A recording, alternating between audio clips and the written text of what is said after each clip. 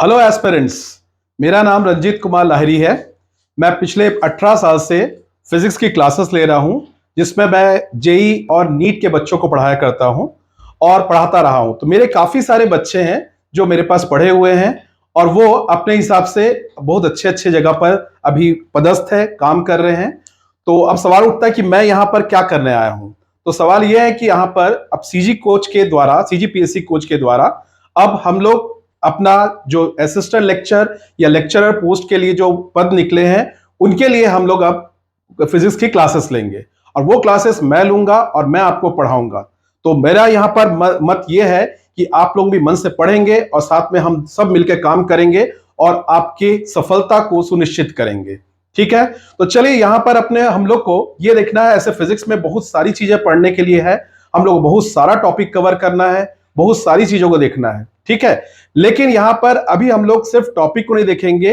2019 में आए कुछ प्रश्न पत्र ऐसे हैं जिसके बारे में हम लोग थोड़ा सा डिस्कशन करेंगे और रहा सवाल इससे संबंधित जो भी डिटेल्स रहेगा वो हम लोग रेगुलर क्लासेस में, जो हम लोग का रेगुलर क्लासेस रहेगा उसमें पूरी तरह से एक एक चीज की बारीकियों को पढ़ेंगे और वहां पर मैं आप लोगों को कुछ टिप्स एंड ट्रिक्स भी बताऊंगा। यह ध्यान रखना है अपने को कि अभी जो भी कुछ हम लोग पढ़ने वाले हैं, अभी मैं जो भी कुछ आपसे डिस्कस करने वाला हूं, उसमें जो भी प्रश्न हम लोग हल करेंगे, जो भी करेंगे, उसमें आपको लगेगा शायद कि हमको बहुत समय लग रहा है। वो एक्चुअली हमको समझाने में समय लग रहा है, वो उतना समय नहीं लगेगा। मैं आपको बहुत सारी शॉर्टकट ट्रिक्स बताऊंगा जिससे आप एग्जाम को बहुत आसानी से क्रैक कर पाएंगे और बहुत अच्छे से आप लोग अपने प्रॉब्लम को सॉल्व कर पाएंगे। तो चलिए हम लोग देखते हैं फिजिक्स का 2019 में आया हुआ लेक्चर का जो पोस्ट के लिए जो हम लोग के पास पद निकला था, उसका क्वेश्चन पेपर के बारे में डिस्कस करेंगे हम लोग। तो चलिए देखते हैं कैसे डिस्कस करते हैं। कुछ क्वेश्चन बनाते हैं हम लोग और उसमें हम लोग कुछ चीजों को समझने का प्रयास करते हैं। तो देखिए क्या हो रहा है यहां पर हमारे पास, ये आपको दिख रहा है। ये पहला प्रश्न देखेंगे क्या बता रहा है। The magnetic moment mu of a revolving electron around the nucleus varies with principal quantum number n। देखिए प्रश्न तो देखोगे बहुत सिंपल सा, एक लाइन का दे दिया है, ऐसा लग रहा है कि बहुत सिंपल है और नो डाउट सिंपल है। लेकिन ध्यान रखेंगे मॉडर्न फिजिक्स जब बोलता है तो आपको समझना चाहिए मॉडर्न फिजिक्स मतलब हम बहुत सारे फिजिक्स को पार करके आए, लास्ट में जो फिजिक्स पढ़ रहे हैं वो मॉडर्न फिजिक्स है। तो इसीलिए आपको इसमें मैकेनिक्स, जिसको अपन यांत्रिकी कहते हैं, उसकी जानकारी चाहिए आपको। यहां पर आपको इलेक्ट्रिसिटी की जानकारी चाहिए, यहां पर मैग्नेटिज्म की जानकारी चाहिए। तो इस प्रश्न को हल करने से पहले हम लोग यहां पर दो दो तीन तीन चीजों पर थोड़ा सा ध्यान देंगे। पहला देखिएगा यहां पर एक टर्म है मैग्नेटिक मोमेंट। ठीक, तो मैग्नेटिक मोमेंट जो शब्द है ये कहां पर यूज होता है, कहां पर प्रयोग में लाया जाता है, जिसको हम लोग हिंदी में चुंबकीय आघूर्ण कहते हैं। तो चुंबकीय आघूर्ण का तात्पर्य क्या है इसको समझते हैं हम लोग। जैसे मान लीजिए आप यहां पर कोई एक सर्कल लेते हैं या कोई एक तार लेते हैं, जिस तार में से धारा प्रवाहित हो रहा है। तो हम लोग के पास क्या है ना, जब किसी भी चालक में से धारा प्रवाहित होता है तो उसमें चुंबकीय क्षेत्र उत्पन्न होता है और उस चुंबकीय क्षेत्र से उत्पन्न होने वाला एक भौतिकी राशि होता है या एक फिजिकल क्वांटिटी होता है जिसको बोलते हैं मैग्नेटिक मोमेंट या चुंबकीय आघूर्ण। और उस चुंबकीय आघूर्ण के लिए एक सिंपल सा सूत्र है, म्यू बराबर आई इंटू ए। अब ये बोलोगे, आप पूछेंगे आई क्या है या आप पूछेंगे ए क्या है। तो आई जो है वो है करंट या जिसे हम कहते हैं धारा, और ए जो है वो है क्षेत्रफल मतलब एरिया। तो हमको क्या करना है यहां पर, क्षेत्रफल, एरिया, इसके बारे में बात करना। अब सवाल ये उठता है, बोलोगे सर ये प्रिंसिपल क्वांटम नंबर और करंट का क्या संबंध है। बस यही से हमारा संबंध के बारे में थोड़ा सा बात करने वाले हैं। तो चलिए हम लोग क्या करते हैं, इस प्रश्न को देखते हैं कि किस तरह से अप्रोच किया जाएगा। तो मैं थोड़ा सा धीरे धीरे बता रहा हूं आप लोगों को, जिससे आप लोगों को आसानी से समझ में आए करना क्या है अपने को। तो चलिए चुंबकीय आघूर्ण के लिए मैंने जैसे यहां पर सूत्र लिखा, आपने देखा एक सूत्र, एक फॉर्मूला लिखा, mu is equal to I into A. ठीक, आई जहां पर करंट है और ए जहां पर क्षेत्रफल या एरिया है।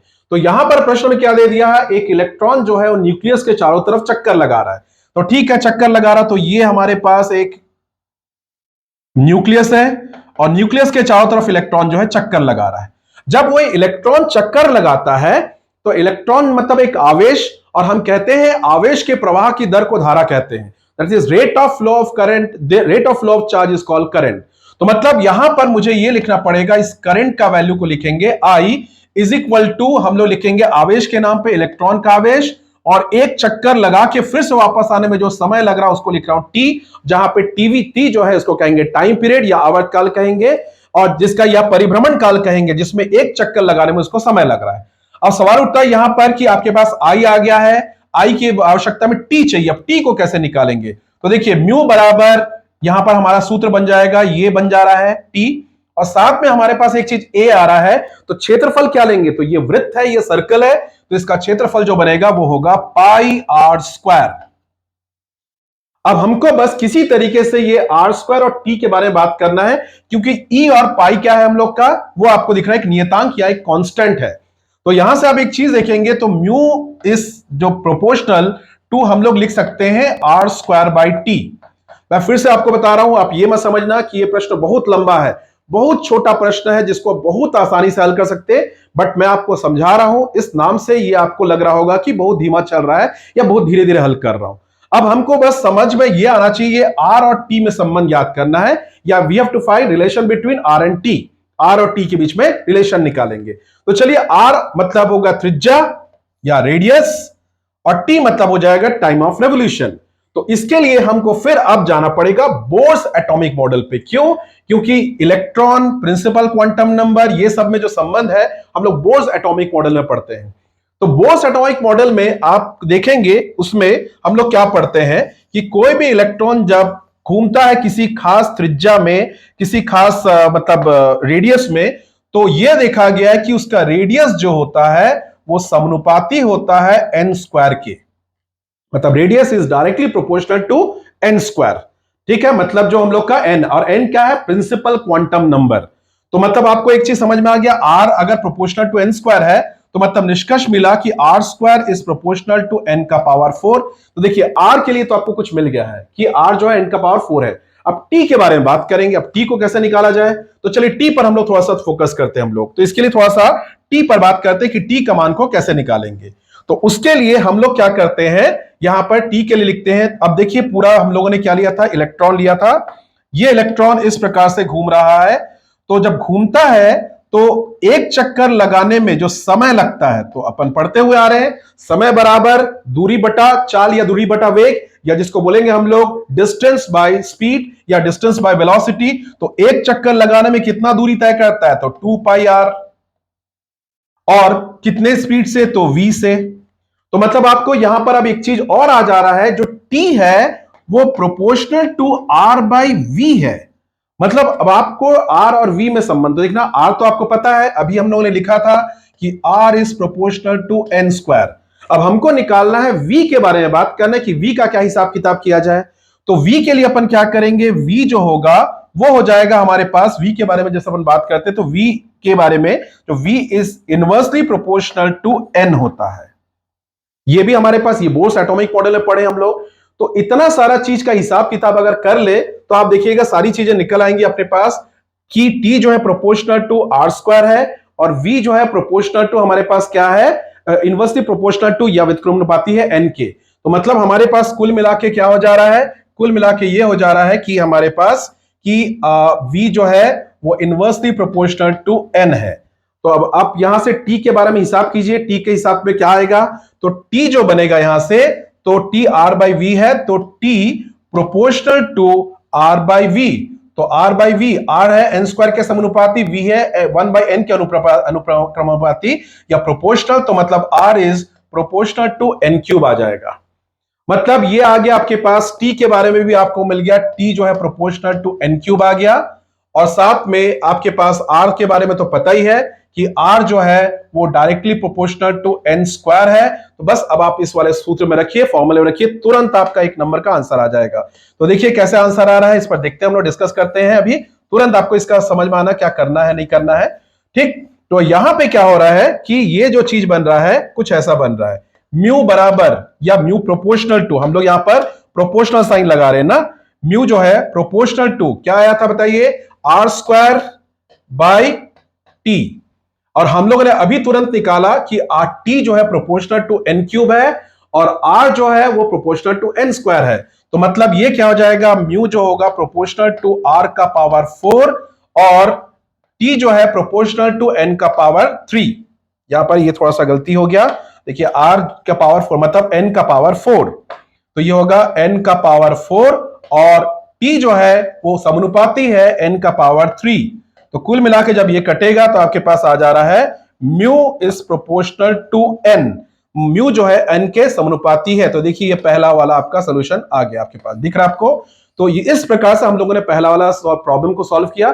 थोड़ा अप्रोच को ध्यान दीजिएगा, इस अप्रोच के लिए आपको क्या क्या चीज चाहिए। आपने देखा इसमें प्रश्न छोटा सा है लेकिन बहुत सारी चीजें चाहिए आपको। पहले चाहिए आपको एक घूर्णी गति के लिए बात चाहिए आपको, दूसरा आपको रहेगा यहां पर एक इलेक्ट्रिसिटी के बारे में जानना है, मैग्नेटिज्म के बारे में जानना है, उसके बाद हमको आ जाना है मॉडर्न फिजिक्स पे। चलिए अब हम लोग अगले प्रश्न में बात करते हैं। अब यहां पर आप लोग प्लीज इसको लेके घबराएंगे नहीं कि पता नहीं ये लंबा चौड़ा सॉल्यूशन है, बहुत समय लग रहा है, ऐसा कुछ नहीं है। बहुत आसान है, बहुत इजीली आप इस चीज को डील कर सकते हैं, बहुत आसानी से डील कर सकते हैं। तो चलिए अब अगला प्रश्न देखते हैं हम लोग। अगला प्रश्न जो है वो रहेगा हम लोग का इलेक्ट्रॉनिक्स या कम्युनिकेशन पर बेस्ड रहेगा। तो देखिएगा कम्युनिकेशन मतलब सूचना के ऊपर। अब यहां पर ना इस प्रश्न को देखिएगा क्या बता रहा है, the bit rate of a signal which has a sampling rate of 8 kilohertz and where 16 quantization level is used। अब देखिए इस प्रश्न को समझते हैं। यहां पर ये बिट वर्ड जो है आप लोग इसके लिए अच्छे से जानकारी रखते हैं। अब लोग सर हमको कैसे जानकारी होगा, हमें कहां से पता रहेगा बिट के बारे में। तो आप लोग अपने घर में मोबाइल का डेटा प्लान लेते हैं तो उसमें देखिएगा लिखा रहता है 3 Mbps, ऐसी कुछ लिखा रहता है। यहां पे ये जो बी आपको दिख रहा है वो एक्चुअली में बिट है। मतलब डिजिटल संचार के लिए या डिजिटल कम्युनिकेशन के लिए हम बिट के रूप में सूचनाओं का आदान प्रदान करते हैं। ठीक, अब क्या हो रहा है, प्रश्न में क्या दिया है उस पर थोड़ा सा ध्यान देते हैं। तो प्रश्न ऐसा दिया हुआ आपके पास, यहां पर प्रश्न ऐसा दिया हुआ है कि कुछ ऐसा बता रहा है। तो देखिएगा क्या बोलता है कि यहां से कि 16 क्वांटाइजेशन लेवल आर यूज्ड। तो बिट जो होता है दो दो के हिसाब से किया जाता है। तो दो दो के हिसाब से करेंगे मतलब 2 का power x is equal to हमारे पास दिया हुआ कितना 16। ये क्वांटाइजेशन लेवल का क्या मतलब होता है, क्वांटाइजेशन लेवल का मतलब आप ये समझिए कि एक सूचना को 16 बिट में कैप्चर किया गया है। ठीक, इस प्रकार से बता रहा है। तो यहां से देखिएगा अब आपको पता है ये 2 का power x is equal to ये 16 को जो लिख रहे हैं आप लोग, 16 को क्या लिख सकते हैं 2 का पावर 4 लिख सकते हैं, इसका 2 का पावर 4 लिख सकते हैं। तो इसके कारण x का वैल्यू कितना आ गया 4। तो x का वैल्यू क्या आ गया 4। अब यहां पर हमारा क्वेश्चन क्या है, the bit rate of the signal. तो ध्यान रखना इसके लिए एक सिंपल सा एक छोटा सा फॉर्मूला है, वो है ये कि बिट रेट जो लिखते हैं अपन, bit rate is equal to अपना जो ये x का वैल्यू आया x इंटू, अब यहां पर क्या दिया है sampling rate into sampling rate लिखते हैं हम लोग, इसको बोलते हैं सैंपलिंग रेट कहते हैं। ठीक, तो सैंपलिंग रेट के हिसाब से बात किया जाए तो bit rate is equal to क्या आ जाएगा अपने पास, x का वैल्यू निकला 4 और यहां पर मिला हम लोग को कितना, यहां से देखिएगा ये मिला 8 किलो हर्ट्ज। यहां पर देखना किलो में दिया है तो किलो का मतलब हो जाएगा ये हो जाएगा 8000, क्योंकि आंसर में कहीं पर भी किलो में नहीं दिया, बिट्स में दिया है। इससे क्या करेंगे, इसको 8000 से गुणा कर देंगे तो ये आ जाएगा आपका 32000 और कुल मिला के ये आपके पास इतना बिट्स पर सेकंड आ गया। लीजिए आपका आंसर, प्रॉब्लम सॉल्व।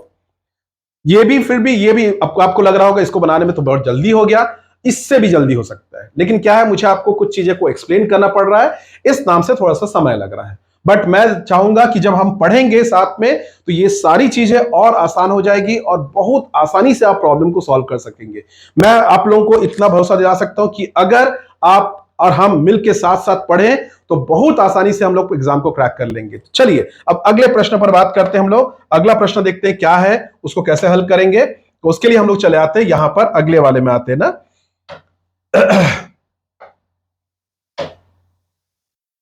चलिए अब अगले प्रश्न में आते हैं। तो अगला प्रश्न जो है वो प्रश्न पे थोड़ा ध्यान देंगे, क्या दिया हुआ है ये बता रहा है, a neutron with velocity v strikes a stationary deuterium atom, its kinetic energy changes by a factor of. तो सबसे पहला चीज यहां पर ये आ रहा है, न्यूट्रॉन तो समझ में आता है, ये ड्यूटेरियम किसको कहते हैं हम लोग, ड्यूटेरियम कुछ खास नहीं है, हाइड्रोजन का एक आइसोटोप को हम लोग ड्यूटेरियम कहते हैं। जैसे आपको पता है हाइड्रोजन का एक आइसोटोप होता 1,1, हाइड्रोजन का एक और आइसोटोप होता 1,2, इसे कहते हैं, ये जो चीज है यही आपका ड्यूटेरियम है। ठीक, तो जिसमें क्या होता है इससे आप ये समझेंगे, अगर हाइड्रोजन के द्रव्यमान को या मास को m लेंगे ना, तो ड्यूटेरियम के मास को हम क्या लेंगे, 2m लेंगे। यही बोलने का तात्पर्य है। और यहां पर हाइड्रोजन का मास बोलने का मतलब प्रोटॉन का मास। तो प्रोटॉन का मास आप बोलोगे सर इसमें 2m कैसे हो गया? इसमें क्या होता है, ड्यूटेरियम की जब बात करते हैं उसमें एक प्रोटॉन और एक न्यूट्रॉन होता है, इस कारण से ये इसका क्या हो जाता है, द्रव्यमान या मास जो हो जाता है 2m हो जाता है। जैसे कि यहां पर हम लोग ले रहे ड्यूटेरियम, तो ड्यूटेरियम के मास में एक प्रोटॉन रहेगा और एक न्यूट्रॉन रहेगा, और न्यूट्रॉन और प्रोटॉन का द्रव्यमान लगभग लगभग बराबर होता है। तो इस कारण से क्या कर सकते हैं आप लोग, यहां से सीधा सीधा लिख सकते हैं उसके मास को, मतलब मैं प्रोटॉन के मास को बोलूं और न्यूट्रॉन के मास को बोलूं, इसको मैं ले लेता हूं m। ठीक है, और रहा सवाल न्यूट्रॉन, ये न्यूट्रॉन तो दिया ही हुआ, तो न्यूट्रॉन का मास को m ले रहे हैं।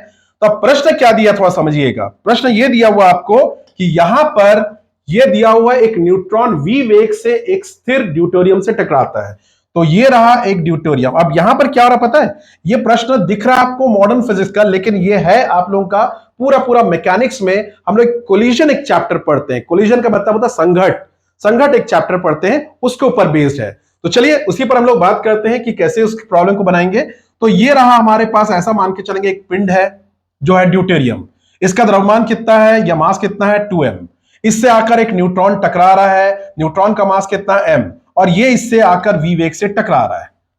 ठीक, तो अब आपसे बोल रहा है ये v वेग से टकराने के बाद अब आपसे पूछता है ये कि टकराने के पश्चात उसके गतिज ऊर्जा में या उसके काइनेटिक एनर्जी में जो परिवर्तन होगा वो कितना गुना परिवर्तन होगा। तो चलिए उसी पर डिस्कस करते हैं हम लोग यहां पर।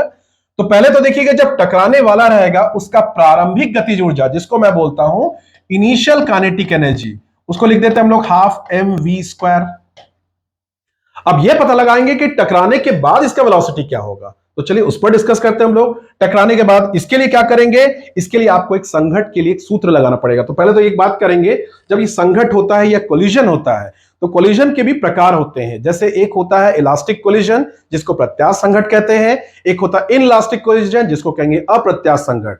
तो इलास्टिक कोलिजन या प्रत्यास्थ संघट में क्या होता है, जो जब भी ये संघट होगा इनके गतिज ऊर्जा में कोई मतलब हानि नहीं होगा, कोई इसमें मतलब क्षति नहीं होगी, मतलब there will be no loss of kinetic energy, किसी प्रकार का काइनेटिक एनर्जी का लॉस नहीं होगा। और हम ये मान के चलते हैं कि कभी भी न्यूट्रॉन प्रोटॉन इनके बीच का जो भी संघट होता है इनको हम इलास्टिक कोलिजन ही मान के चलते हैं। तो उस सेंस में अगर देखा जाए तो अब आपको क्या करना पड़ेगा, इलास्टिक कोलिजन का कॉन्सेप्ट को लेके आपको उसके लिए वेग के लिए सूत्र निकालना पड़ेगा। तो टकराने के बाद जो वेग होता है, जैसे ये वाला वस्तु इससे टकरा रहा है, इसके लिए जो वेग के लिए जो सूत्र होता है, तो हम लिखते हैं v बराबर हम लोग लिखते हैं m1 minus m2 upon m1 plus m2। उसके बाद यहां पर लिखते हैं u1, ठीक, u1 रहेगा plus 2 times of m1 upon m1 u2, sorry ये वाला हो जाएगा 2 टाइम्स ऑफ,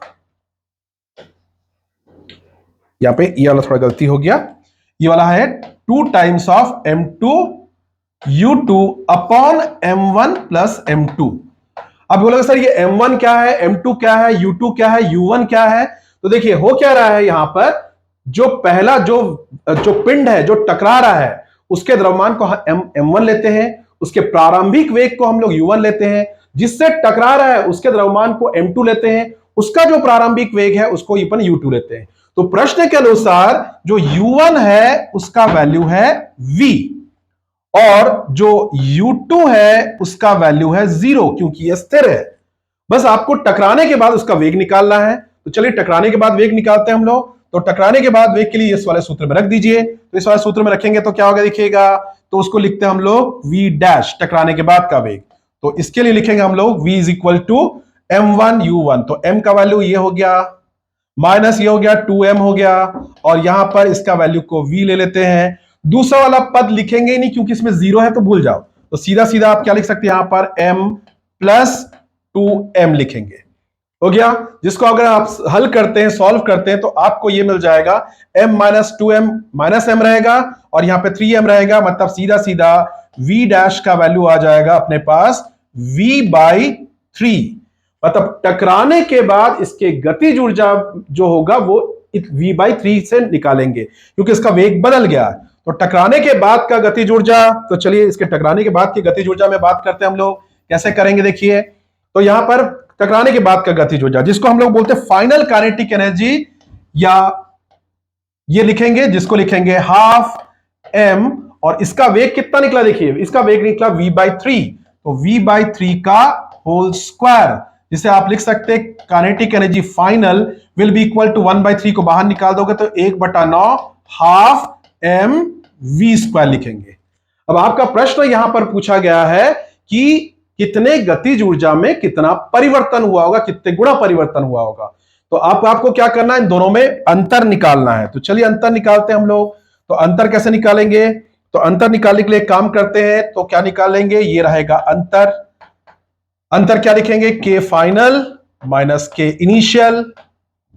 ठीक, ये दिख रहा है आपको यहां से। तो बस अब के फाइनल माइनस के इनिशियल करते हैं तो कितना आएगा, देखिएगा के फाइनल का वैल्यू कितना है अपने पास, 1/9 half mv² minus half mv²। ठीक, जिसके कारण इसका वैल्यू आ जाएगा अपने पास -8/9, ठीक है, हाफ mv²। ठीक, ये निकला हमारे पास इसका गतिज ऊर्जा, इस प्रकार से निकला। ठीक, अब बस अपने को इतना हल करके अब डायरेक्टली अपन क्या कर सकते हैं, प्रॉब्लम को यहां पर सीधा सीधा निकालना है। आपको कितना कम हुआ तो के बराबर लिखेंगे आप लोग डेल के बाय, क्या निकाल सकते हैं आप, के लिख सकते हो। के मतलब जो इनिशियल काइनेटिक एनर्जी, और आपसे प्रश्न में यही पूछा गया था कि कैसे इसके बारे में निकालेंगे। ठीक है, तो चलिए इसके बाद हम लोग अगला प्रश्न देखते हैं। ठीक, तो अगला प्रश्न देखेंगे, यहां पर ये बंधन ऊर्जा पर बेस्ड प्रॉब्लम है, जिसको बोलते हैं बाइंडिंग एनर्जी। तो बाइंडिंग एनर्जी क्या होगा, तो बाइंडिंग एनर्जी के बारे में जब बात करेंगे तो यहां से क्या हो रहा है, देखिएगा बंधन ऊर्जा। ये बंधन ऊर्जा क्या होता है, देखिए बंधन ऊर्जा ऐसा है अपने पास कि इसमें क्या होता है कि जैसे कोई न्यूक्लियस है, कोई नाभिक है, ये कोई नाभिक है, नाभिक के अंदर आपको पता है न्यूट्रॉन होते हैं, प्रोटॉन होते हैं और बहुत सारे प्रोटॉन होते हैं। ठीक है, और यहां पे क्या होता है ना, देखिएगा प्रोटॉन और प्रोटॉन एक दूसरे को प्रतिकर्षित करता है, ये आपको पता होगा। तो जब ये प्रोटॉन दूसरे प्रोटॉन को प्रतिकर्षित करता है तो क्या हो जाता है, इनको अलग हो जाना चाहिए, लेकिन क्या होता है ये अलग नहीं होते, क्योंकि इनको एक ऊर्जा बांध के रखता है, जिसे हम कहते हैं बंधन ऊर्जा कहते हैं या बाइंडिंग एनर्जी कहते हैं। ठीक, अब यहां पर ये जो शब्द यूज किया गया बाइंडिंग एनर्जी पर न्यूक्लियन, तो क्या होता है, ये जो प्रोटॉन न्यूट्रॉन होता है इसे हम न्यूक्लियन कहते हैं, इनके समूह को हम न्यूक्लियन कहते हैं। तो ये बोलता है कि जो पूरा बंधन ऊर्जा है वो हर एक को कितना मिला। अब थोड़ा ये समझने में दिक्कत जाएगा, आप ऐसा समझ जाइए कि ये कोई घर है, इस घर में 4 लोग हैं और 4 लोगों को दिया गया है टोटल 2000 रुपए।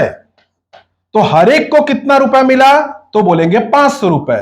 तो यहां पर जो हर एक को जो रुपए मिला वो हो गया 500 रुपए। उसी तरह से जो कुल बंधन ऊर्जा रहता है, जो हर एक को कितना ऊर्जा मिला है, उसे कहते हैं बाइंडिंग एनर्जी पर न्यूक्लियन कहते हैं, उसे हम बाइंडिंग एनर्जी पर न्यूक्लियन कहेंगे। तो उस सेंस में अगर देखें हम लोग कि कैसे किया जाए इसके बारे में, तो इसका हिसाब किताब करते हैं। क्वेश्चन में क्या दिया देखिएगा, ये बड़ा सिंपल सा ओनली कैलकुलेशन वाला क्वेश्चन है, कुछ भी नहीं रखा है। तो यहां पर देखिएगा एक इक्वेशन दिया है, बोलता है यहां का बंधन ऊर्जा क्या है, यहां का बंधन ऊर्जा क्या है, और इसके बीच का आपको अंतर निकाला। पूरा हम लोग को बता रहा है कि इस रिएक्शन का, इस अभिक्रिया का जो बंधन ऊर्जा जो निकलेगा उसको निकालना है। तो चलिए पहले बता रहा है यहां पर लिथियम का जो बंधन ऊर्जा है, देखिए लिथियम जो है इसका बंधन ऊर्जा कितना दे दिया है, 5.6, लेकिन बंधन ऊर्जा नहीं, बंधन ऊर्जा प्रति न्यूक्लियन। लिथियम में कितने न्यूक्लियन है, देखिएगा 7 न्यूक्लियन है। ठीक है, लिथियम में कितने न्यूक्लियन है, 7 न्यूक्लियन है। तो लिथियम के लिए जो बाइंडिंग एनर्जी निकालेंगे वो कितना आएगा, वो आएगा 7 गुणित 5.6। ठीक है, तो जिससे ये आ जाएगा, ये हो जाएगा 42 का 4 आ जाएगा, 7 5 35, ये आ जाएगा 39.2 EV। ये आ गया अपने पास, सॉरी MEV। अब MEV क्या है, तो ये आपको पता होना चाहिए, MEV जो है ऊर्जा का एक मात्रक होता है।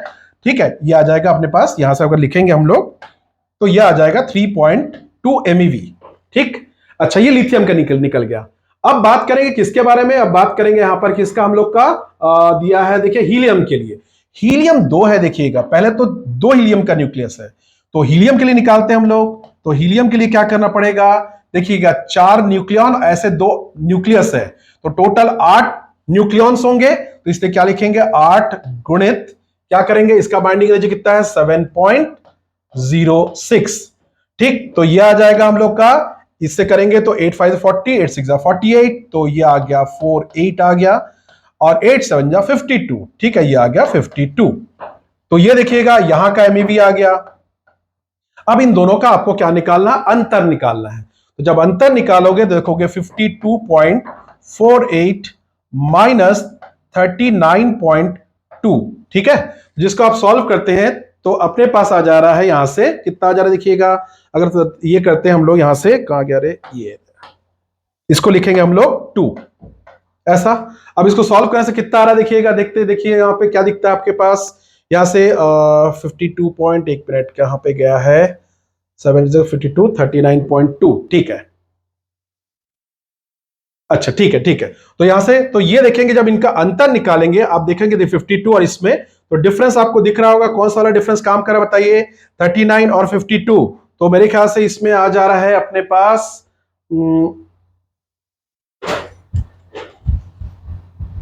यहां पे हम लोगों ने शायद एक गलती कर दिया है, फ्लो में कुछ ज्यादा ही कॉन्फिडेंस बढ़ गया था इसलिए गलती हो गया। देखिए क्या हो रहा है, यहां पर एक मल्टीप्लिकेशन में गलती हुआ है, वो गलती कुछ इस प्रकार से देखिएगा। हम लोगों ने क्या किया, 8 ये तो कर दिया 48 7 सा कितना आ जाएगा 56, यहां पर मैंने 52 लिख दिया था, वो फ्लो में 7 से इससे हो गया होगा, चलिए कोई बात नहीं, छोटा मोटा गलती होता ही रहता है। अब हम लोग क्या करने वाले हैं, अब इसको क्या करना, अपने दोनों को अंतर निकालना आपको। तो दोनों का अंतर निकालने के लिए डिफरेंस निकालना है, तो क्या करेंगे, डिफरेंस निकालने के लिए 56.48 माइनस हम लोग क्या आ जाएंगे 39.2 लिखेंगे, तो जिसके कारण ये आ जाएगा हमारे पास 28 पॉइंट में आएगा, और ये आ जाएगा हमारे पास यहां पर देखना 17, ठीक। तो 17.28, तो देखिएगा 17.28 के करीब करीब का जो प्रश्न है वो 17.3 है, तो मतलब हमारा आंसर ये वाला होगा, ठीक है। तो चलिए अब हम लोग नेक्स्ट वाले में बात करते हैं, अगला प्रश्न के बारे में बात करते हैं, ठीक है। प्रश्न कुछ ऐसा है, अगले को देखते हैं कैसे कर देंगे हम लोग। तो चलिए अब अगला प्रश्न कुछ ऐसा हो रहा है, यहां पर ये आपके पास एक लॉजिक गेट का प्रॉब्लम है। तो लॉजिक गेट के प्रॉब्लम को कैसे डील करेंगे थोड़ा सा देखते हैं। लॉजिक गेट के प्रॉब्लम के लिए कुछ सिंपल सी चीज है, बहुत ज्यादा कुछ नहीं करना पड़ता है। पहले तो आपको ये ध्यान रखना है ये गेट्स कौन कौन सा क्या बोलते हैं। इस गेट को बोलते हैं और, ये भी है आपका और गेट, ये वाला है एंड गेट, ठीक। अब इसके लिए कुछ नहीं, आपको बड़ा सिंपल तरीके से बात करना है। और मतलब होता है या, जिसको हम लोग प्लस से प्रदर्शित करते हैं, और एंड मतलब होता है हिंदी का और, ठीक है, जिसमें हम उसको मल्टीप्लीकेशन एक गुणा से प्रदर्शित करते हैं। तो चलिए अब प्रश्न को देखते हैं कैसे हम लोग इसको हल करने वाले हैं। तो इसके लिए क्या होगा, आपके पास यहां से देखोगे, यहां से इनपुट में W है और X है, तो यहां पर ये और गेट है, तो इसको लिखेंगे हम लोग W प्लस एक्स, ओके।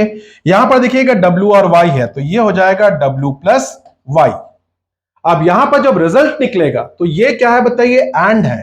तो एंड में क्या करना अपने को, एंड में करना है यहां पर दोनों को मल्टीप्लाई करना। मल्टीप्लाई तो बोलते नहीं है एक्चुअली इसको, एंड को, बस जो चिन्ह या जो सिंबल का यूज करते हैं उसे हम मल्टीप्लाई बोलते हैं।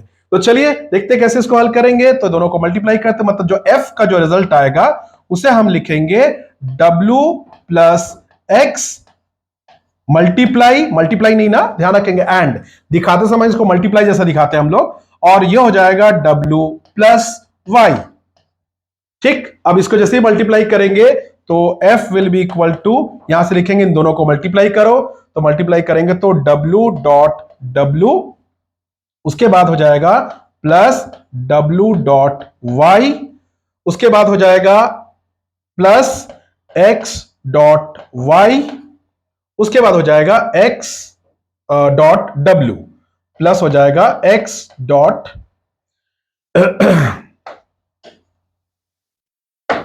प्लस X डॉट W, ठीक। अब देखिए इस प्रॉब्लम को कैसे सॉल्व किया जाए। तो W डॉट W होता है, तो ठीक है, यहां पे लिखेंगे W, तो देखिए ये हो जाएगा F बराबर W dot W plus W y, उसके बाद W वाले को एक और लिख लेते हैं हम लोग यहां पर, ये हो जाएगा प्लस W, और साथ में लिखेंगे हम लोग क्या, यहां से डॉट X, और उसके बाद प्लस लिखेंगे X डॉट वाई, ठीक। अब क्या करेंगे, आप देखिए इनमें से सब में से W को बाहर निकाल सकते हो, तो W जैसी बाहर निकालोगे, अंदर क्या रहेगा, अंदर रहेगा 1 प्लस एक्स प्लस वाई, ठीक है, और साथ में लिखेंगे यहां पर plus x dot Y.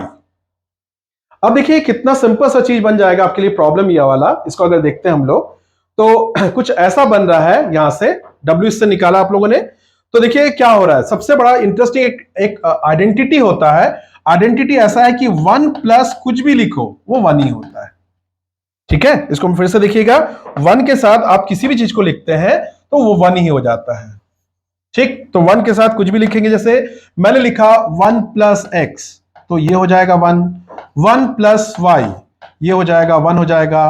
1 plus z is equal to 1 हो जाएगा। कारण क्या है, अगर आप x का वैल्यू 1 रखते हैं तो 1 और 1 1 होता है, 1 और 0 भी 1 होता है। तो जो भी कुछ रखो x और y का वैल्यू, ये 1 ही निकलने वाला है। तो देखिए यहां पर x प्लस वाई का जो भी वैल्यू आएगा उसको आप 1 के साथ जोड़ोगे तो ये पूरा वैल्यू क्या बन जाएगा, 1। तो f बराबर हो जाएगा w, ये पूरा 1 होने का w plus x dot y. तो मेरे ख्याल से आपको ये रिजल्ट कहीं दिख रहा है, आपको यस दिख रहा है, आपको डी वाला ऑप्शन जो है मैच कर रहा है। तो इस प्रकार से हम लोगों ने अभी आपने देखा कि 5 प्रश्नों को हल किया और 5 प्रश्नों को हल करने के लिए बहुत सारा टेक्निक यूज किया। और यहां पे आपको अभी फिलहाल लग रहा होगा ये टेक्निक बहुत टफ है या लंबा हो सकता है आपको, बट ऐसा लंबा नहीं है। तो हम लोग आगे के क्लास में और भी कुछ प्रश्न हल करेंगे और हम लोग समय के साथ साथ मिलते रहेंगे। मैं चाहूंगा नेक्स्ट क्लास में आप अपने साथ कॉपी किताब लेके बैठे और साथ में हम लोग मिलकर पढ़ेंगे और हम लोग एग्जाम को क्रैक करेंगे। चलिए बाय, टेक केयर।